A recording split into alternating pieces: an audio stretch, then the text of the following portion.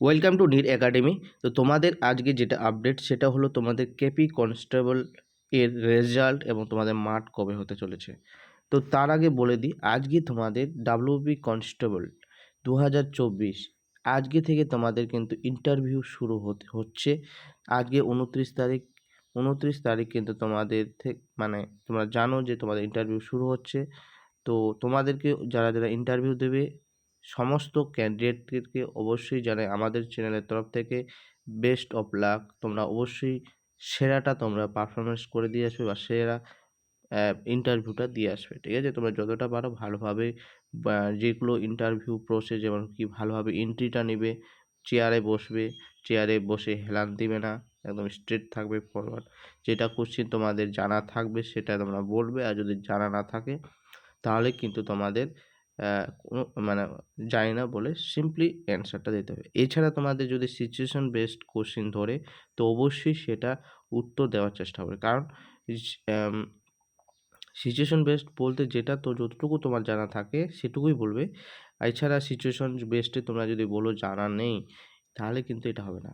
Situation বেসডে কিছু কোশ্চেনে কিন্তু তোমাদেরকে অ্যান্সার করতে হবে, ঠিক আছে? আশা করছি তোমাদের এটা মানে ভালো করে দেবে ইন্টারভিউটা। এবার তোমাদের চলে আসে recruitment to the post of post constable lady constable in Kolkata police, ঠিক আছে?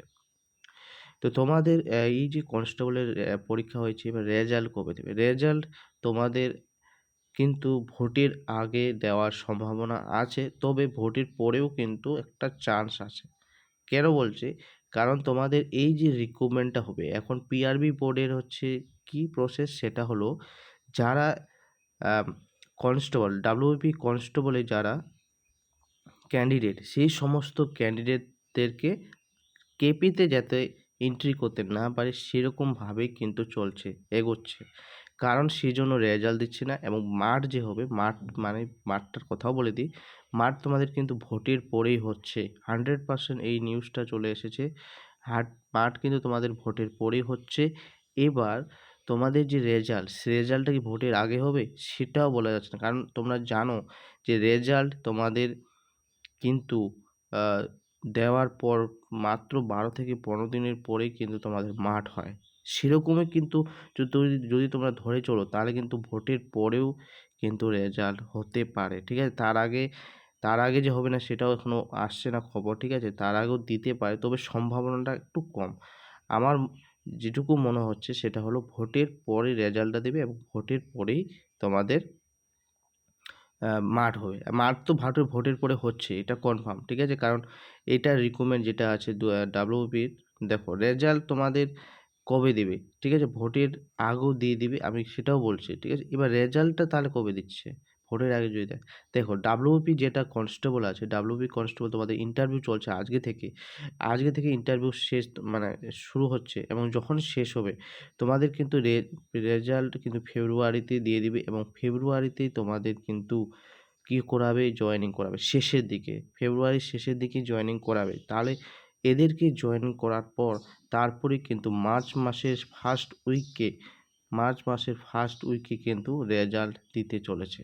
যতটা খবর সেটা হচ্ছে মার্চ মাসে রেজাল্ট দিতে চলছে, ঠিক আছে?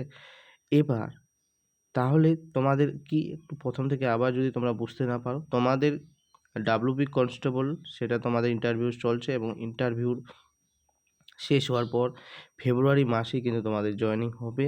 এবার চলে আসি কেপি কনস্টেবলে তোমাদের রেজাল্ট কবে দেবে? রেজাল্ট দেবে তোমাদের ভোটের আগে। কখন?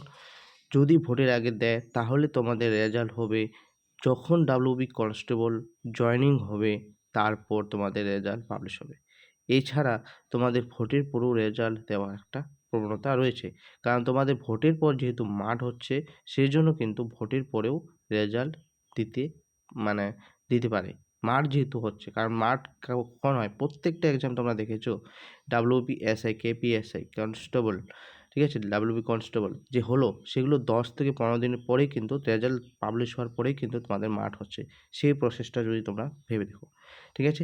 তো এই ছিল আজকের আপডেট। এছাড়া তোমাদেরকে যে আপকামিং যে সমস্ত পুলিশের রিক্রুটমেন্ট আসতে চলেছে সেটা নিয়ে একটা ভালো ভিডিও বানাবো। অবশ্যই আমাদের চ্যানেলের সাথে তোমরা যুক্ত থাকবে। চ্যানেলটাকে সাবস্ক্রাইব করবে এবং ভিডিওটাকে লাইক করবে এবং বন্ধুদের সাথে শেয়ার করবে। তো আজকের মতো এই আপডেটটুকুই রইলো। তো আজকে এটুকুই। পরের ক্লাসে বা পরের ভিডিওতে তোমাদের সাথে অবশ্যই দেখা হবে। ততক্ষণে ভালো থাকবে, সুস্থ থাকবে। জয় হিন্দ, বন্দে মাতরম।